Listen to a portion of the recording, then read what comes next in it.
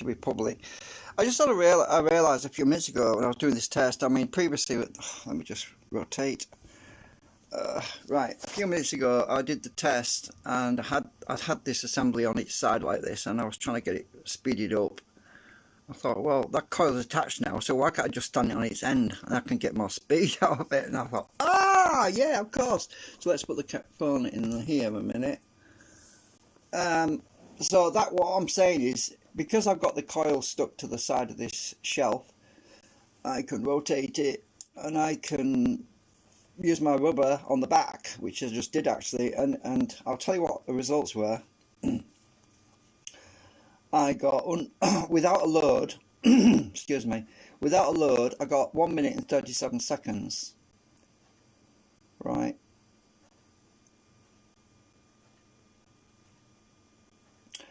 With the load, I got 1 minute 28 seconds. I thought, holy crap, that's like only 10 seconds difference. That's really efficient. Yeah, I mean that's literally 10 seconds difference between a load and a no load. And yeah, I mean that's brilliant. I mean, when you think about it, that's what I was getting on the much lower currents and the lower voltages before previously when I did the first test. Well, let me see if I know if it's still down here. Oh, yeah, I scribbled on these bits of paper. Oh, which one is it? There was an earlier test I did where I had very low output, and it was 3 minutes. Now I don't know why it's dropped to 3 minutes. I mean, why it's dropped from 3 minutes to 1 minute. I don't know why. Unless it's something to do with the bearings messed up or something's rubbing on the bearings. I don't know. But for some reason, even without a load, I'm only down to 1 minute 37 seconds, and it used to run up to 3 minutes and 10 seconds. That was no load. Then with a load it would run up to 3 minutes and 3 seconds. So I'm still only losing 10 seconds, which is fantastic, really. So what the hell is causing it to slow down? I just don't know. I assume it's the bearings, because the coils are not rubbing. So anyway, I thought, well, let's do this again. As you can see, the coil has got a big gap. There's a pretty big gap between the coil and the rotor assembly, and there's a big gap on this side. But this is a lot easier to test. So if I noticed on the previous test as well, my meter wasn't exactly very well positioned. So what I'm going to try and do is I'm going to try and stick the meter right behind it. Actually, not in the front because I can't get to it. So if I stick the meter there, I want something to prop it up on. So I'm going to use my greased tub to rest the meter on. Let's see, can we see that okay? Yeah, that's a much better view. I'll just hope my meter didn't fall off. Let me just move it back a bit, because vibration tends to make things move around a bit. It doesn't vibrate too bad, but yeah, that's a much better view. So now if I just clip my wires, I'm going to wrap my wires around here so that it doesn't all fall on the floor.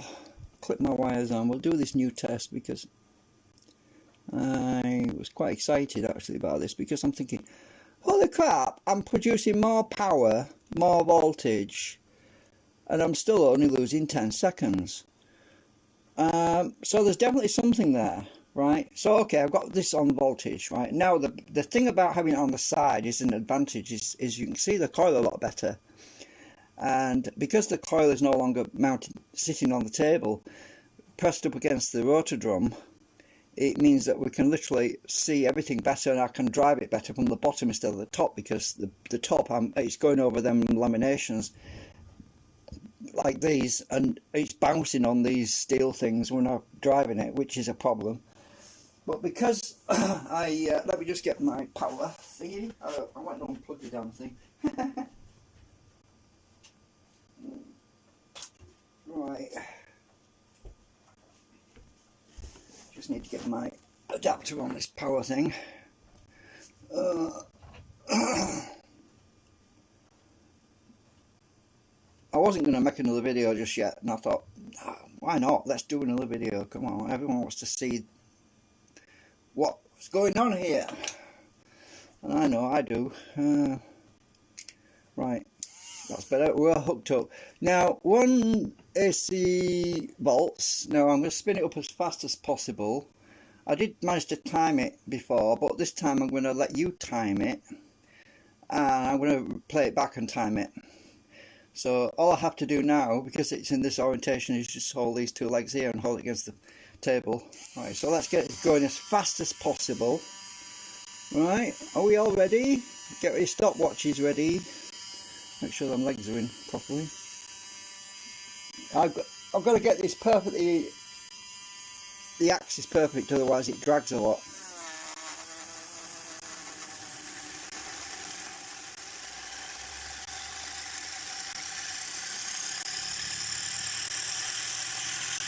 Ah, no meters. Hang on. Not yet.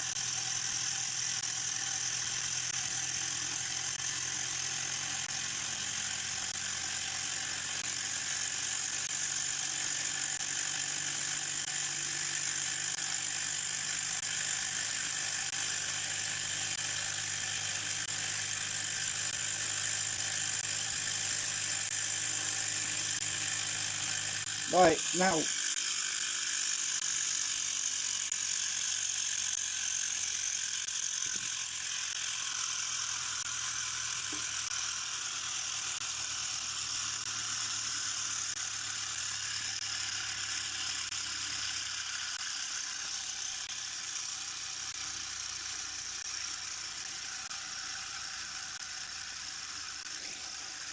I'll make sure nothing's catching on it. So that's voltage. My meter fell over then, it made me panic. So that's voltage. Some of it is rubbing, I think it's the bearing somewhere. Oh, it might be that inside. It might be the inside drum that's catching on that plastic again, I don't know, that's probably what it is. But anyway, it'll be the same for the current, so it shouldn't make much difference. What I need to do is wrap this meter a bit better so it doesn't get stay on the hope the wires don't come off. I'm wrapping that around that clip so it doesn't fall off the table. I'll tell you when to stop. It's harder to see when it's stopped actually, when it's on its end, that's the only problem.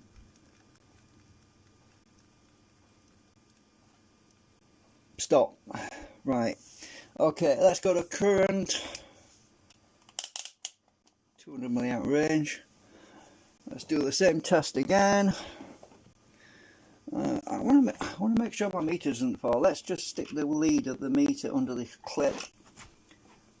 Under this clip, and then the clip will hold it and stop it from falling over, I'm thinking.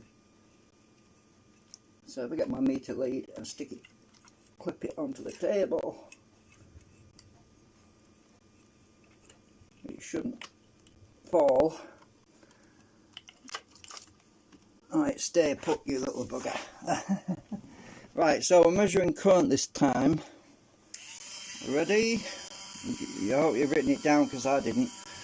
Right, let me just get this up to speed. Wrong current.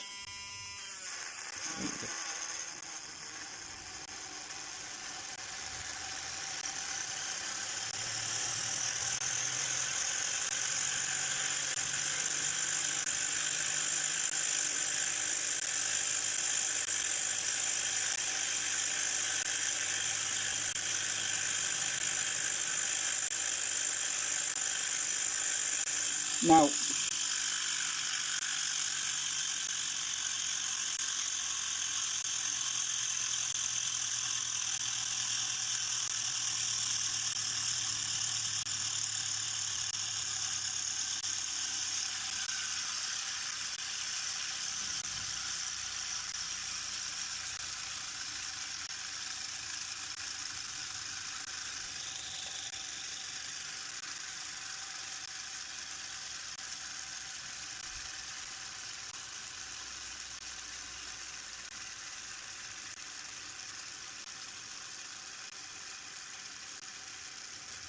I'm going to do it again actually. I'm going to do current again, and I'm going to do voltage again, so that we can, it's a lot easier to drive it when it's in this orientation. I'll tell you when to stop.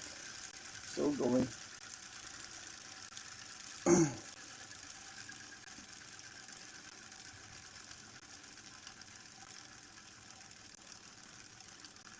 I was catching that leg as well sometime. I don't know when I did that, but don't rock to death.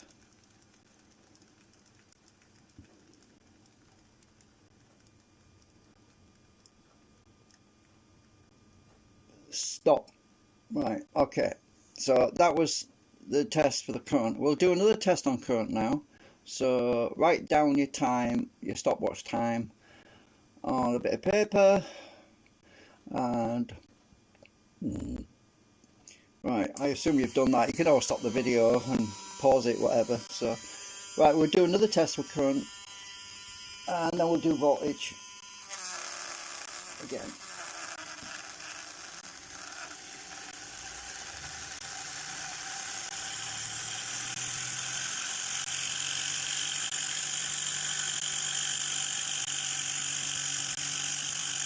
Something catching somewhere.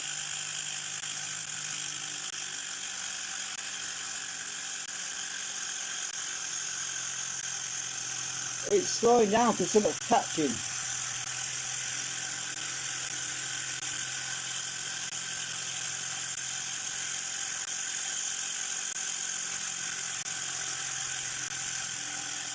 Oh, you bugger.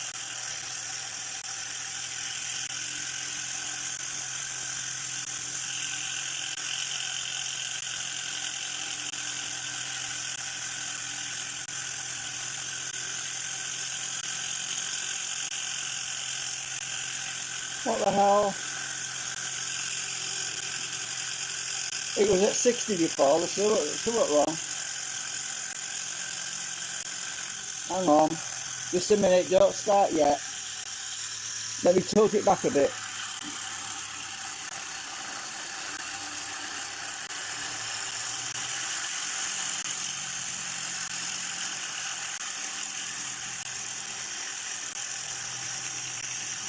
Hang on. Don't start yet. There's something rubbing. I think it's that inside drum. I'm going to put this on this. Let me put it on this other side. Let's run it on this side, see if it's better. Right.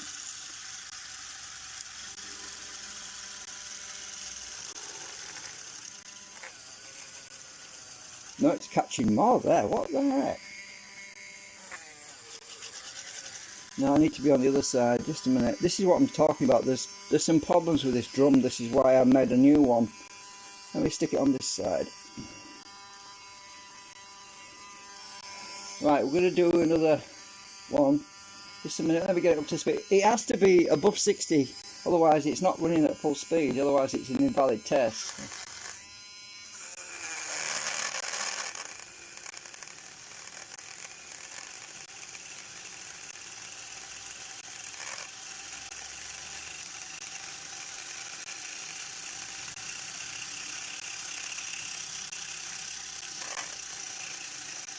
I can't get close enough in.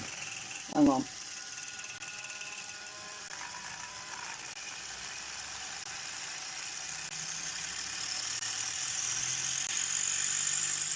That's better.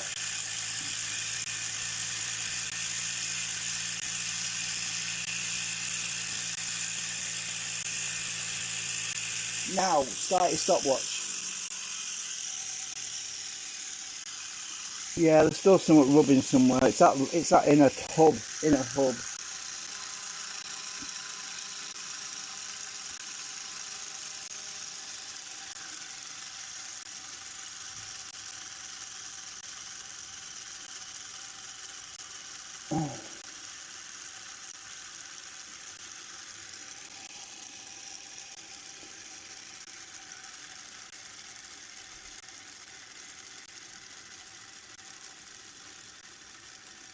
I'll tell you when to stop.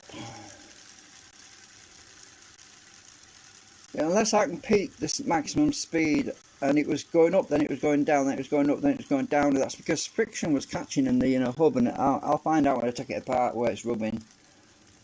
But anyway, when I get that new hub on, we'll be fine, because that's got more clearance on the inside. made the wall a bit thinner. Right, any second now. So it stopped there. Right, so we'll do another test on volts. We're on 2 volt range. Right, we're going to do another speed up test on here.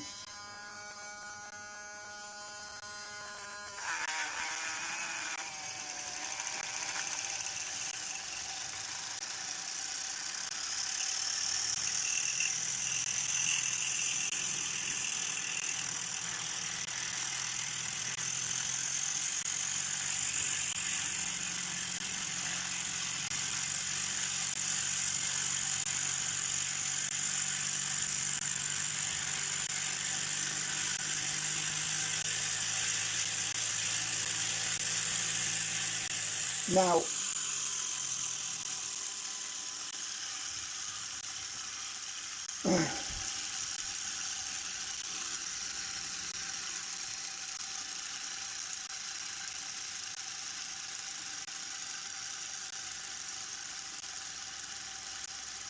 just bear in mind that these tests at the moment, they're very irregular, they're not precise because of the problem with the hub catching on something. So it's just to give us an idea.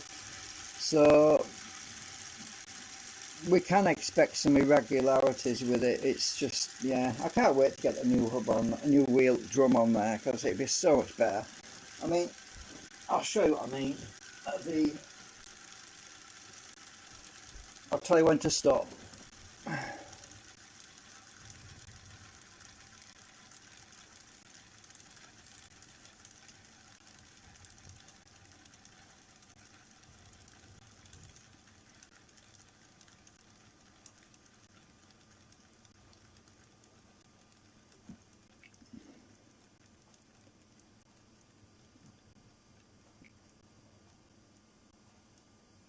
Now, that's when it went backwards a bit. So, all right. So we've done 2 tests with voltage, 2 tests with current. Now the hub on this one is a lot thicker. That is, you can't really see properly, but the wall thickness between this inside stationary hub and there is twice as thick as it is on this one. I made the inside rim here a lot thinner to give me more clearance, so I won't have rubbing problems. And this is a lot rounder than that one. That one's not perfectly round, it's got some issues. So it tends to catch us. If I tilt it on one side, it catches more than it does on the other side. So it's causing some really painful calibration issues, you know, when I'm trying to get this thing to run evenly. It's just a pain. So when I get this on, it'll be a lot better. I'm debating whether or not to put this on actually and run it at a fairly low speed. I certainly don't want this thing flying apart and hitting me because it's not hardened enough. But yeah, I could swap it out and put it in now, but I'm a bit reluctant to do that.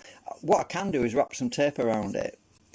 I could wrap tape all the way around here just as an extra bit of insurance, just in case. But yeah, that will limit out how evenly it dries out as well. So yeah, I think I'll just leave it for a day or two, and then it should dry out enough for us to install it. Because you can tell by the sound as well. If I tap it like that, if it's a dull sound, it's still got a lot of acetone in it. It's starting to ring a bit now, which is a sound that it's getting really hard. You can tell by the sound of it. It sounds hard, but I just want to wait at least another day or two before I actually risk installing it. So yeah, I can't wait to play this back and time it, but because I might be disappointed, I'm going to run these tests again, because I don't know why it's rubbing. Let's just this shaft might have gone through a bit, because when I'm pushing on the back, what's happening when I'm pushing on the wheel on the back here, You see where the rubber, the black line is, where that rubber's been rubbing. When I put it, it's pushing this forwards a bit, it's pushing it to the front a little bit, and then it starts to catch, which is a bit of a pain. Actually, can I run this upside down? Yeah, I can. Let's run this upside down. Let's do a test with it upside down. Let's try that. That might work. Yeah, let's try this upside down because I can get to the bottom of the hub. So let's do a test with it this way up. See what that does. So we'll do another test on voltage first. Right, we're going to do a new test. So get your stopwatch ready. We're going to do voltage first. Yeah, it's definitely catching on something. I can hear it.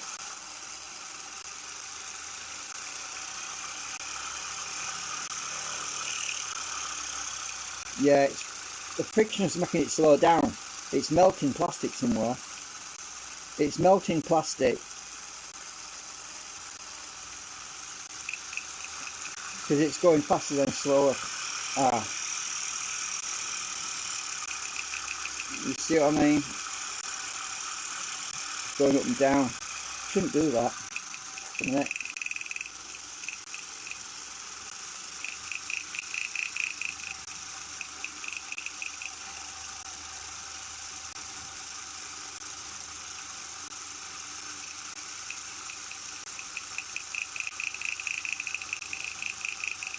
Nah, it's not working.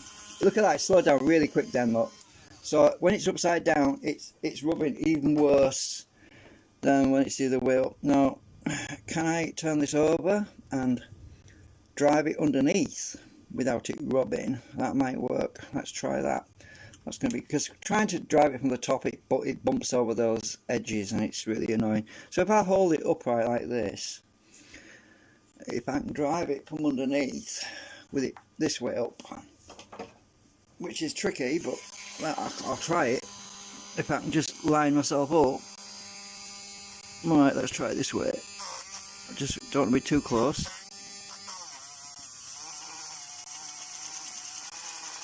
Still catching on something.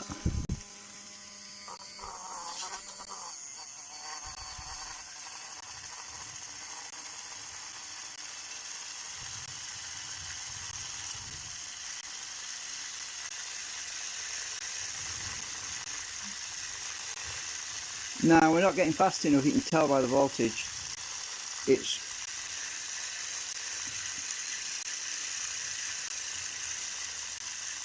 going up and down.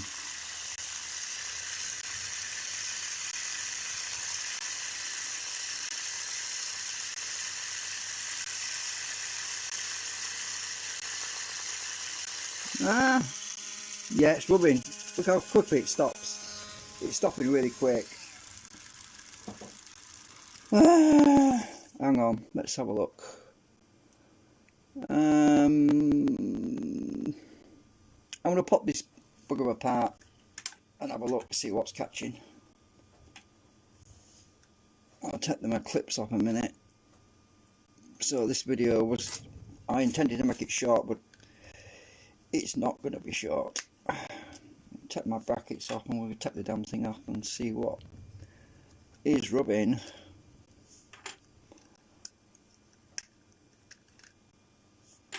This is tricky because the coil is around the bloody drum now, so I'll have to take the bottom off first.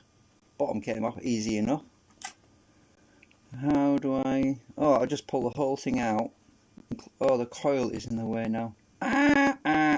So the coil's going to stop me from taking the thing apart. Can I bend it? Oh, without breaking it. Can I bend it? No. This shelf has got really stiff now. Can I bend it and get it off that way without it? Maybe, yeah, just about. Oh yeah, we can see the, oh my god. Look at that rub. Look at that rub in there, look at that. That's where it's catching, can you see that? The colour. That is where it's been rubbing. That's really, really bad. I tell you what would work to stop it from catching is to put some grease on there. It would stop friction, because you see what happens is it rubs. You noticed it was going faster than slower than faster than slower, because what happens is the plastic rubs, it gets hot it expands and it becomes like glue, then it acts as a brake, slows it down, and then as it slows down it gets hard again, and when it gets hard again it starts to release, it shrinks, and then it speeds up, and then we get this cycle of it going faster and slower because it's acting as a brake. So what I'm going to do is I'm going to try and scrape some plastic out the inside of this drum, because this is why I'm having too many problems with the damn thing. It's such a pain in the ass. I mean, look at the inside there, it's all scored up. Oh, you probably can't see very well. Right, look at that scoring inside there. It's rubbing really bad all the way around. So I'm going to use my knife. I'm just going to scrape some out.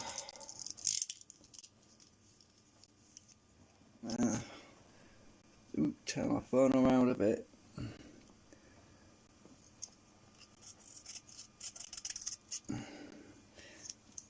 Scrape some of that off.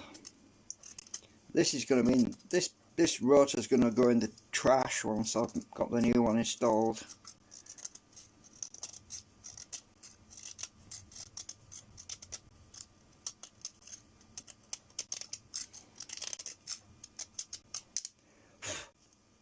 A lot. I'm going to put some grease inside it, some of that gear grease, to hopefully stop it from friction from taking over. It's plastic gear grease, it's white.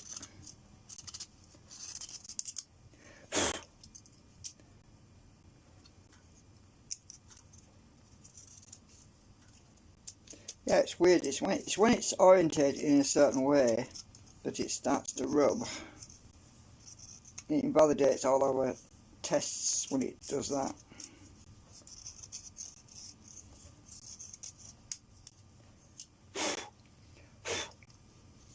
Right, I've got scraped that.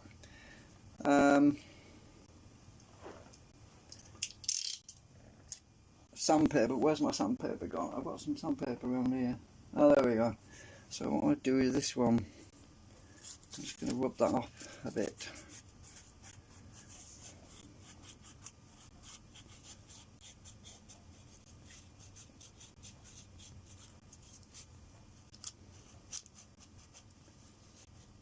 At least this shelf that I made, it's springing up, and look how it's holding that coil on, really stable.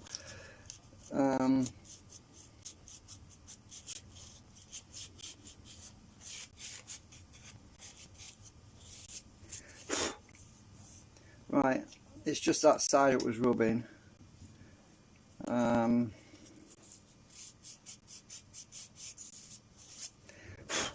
Right, gear grease. I'm going to stick. Oh, turn my meter up. It bloody battery will die on me next. So I'll get some of this white stuff.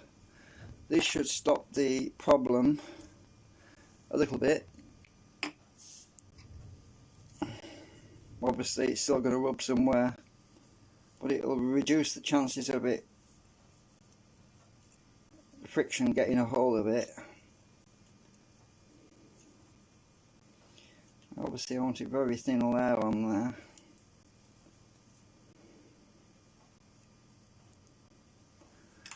Right, put some on the inside of this drum as well.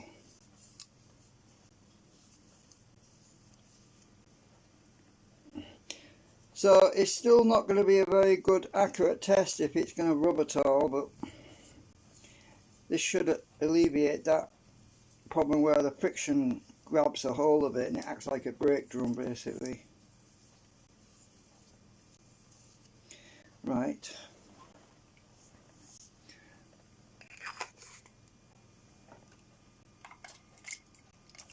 I'm just keeping my fingers crossed that it's gonna. I've got this stuff all on my fingers now. Yeah. Apparently it's non-toxic. It's supposedly made out of microscopic little plastic beads or something. But it doesn't last very long. Right, let's get this thing back together again. I've got to get my coil over. Oh, actually, I'm going to push the. bend my coil down again. Get it on, yeah, we're on.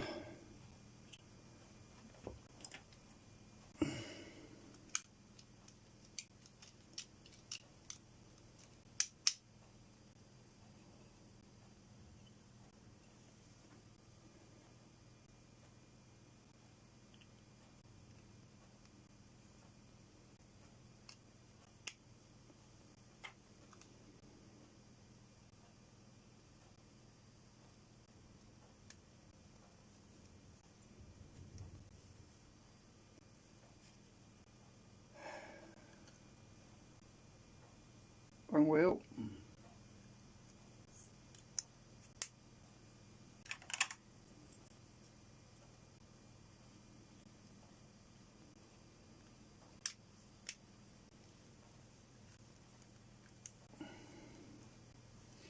Right, fingers crossed. Fingers crossed.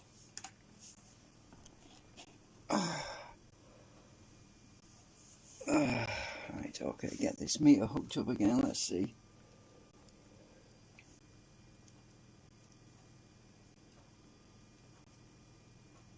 I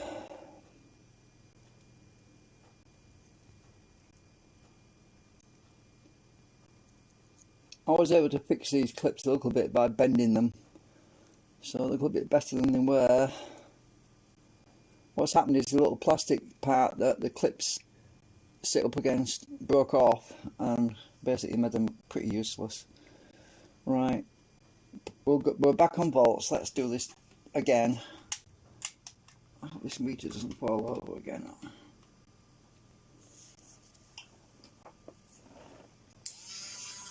We'll try again.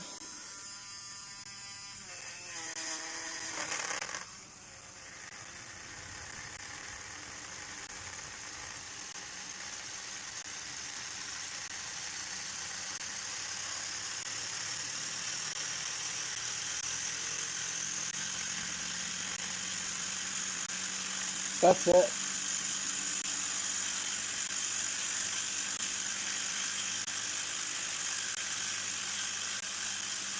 Right, now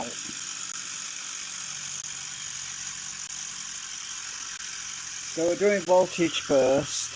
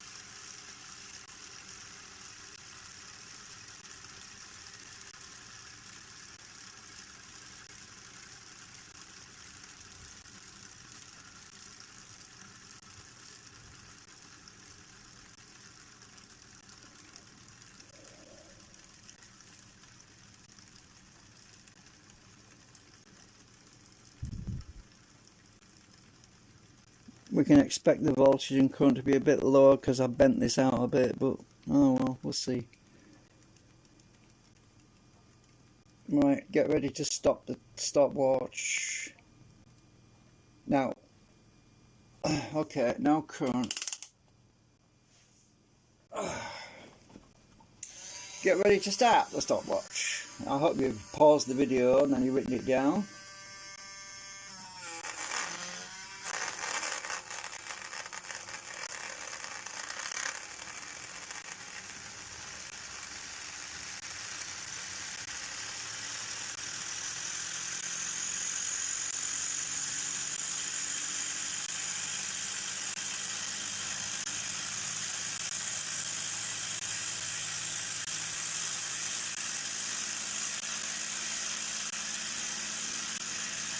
Now,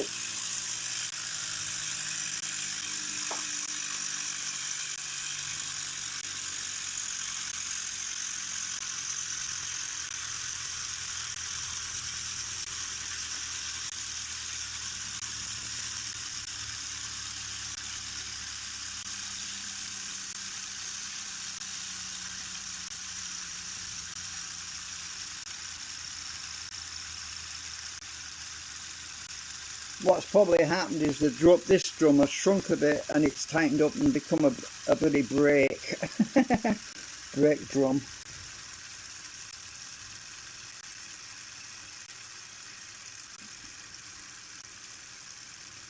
Well, the new drum has got a lot more clearance. We're talking about a whole millimetre, so there should be no problem. And it's perfectly round, so I'll tell you when to stop the stopwatch.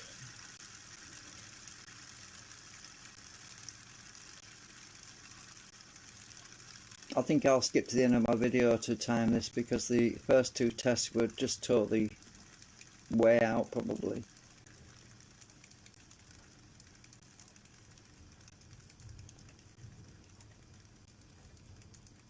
And that previous video I did as well, probably way out. Right, here we go. Any seconds? Stop. Right. Alright, so we did another voltage test, another current test, so I'm going to time that. I'm going to stop this video and go and check it out. So at least we figured out what was going wrong with that. Thanks for watching.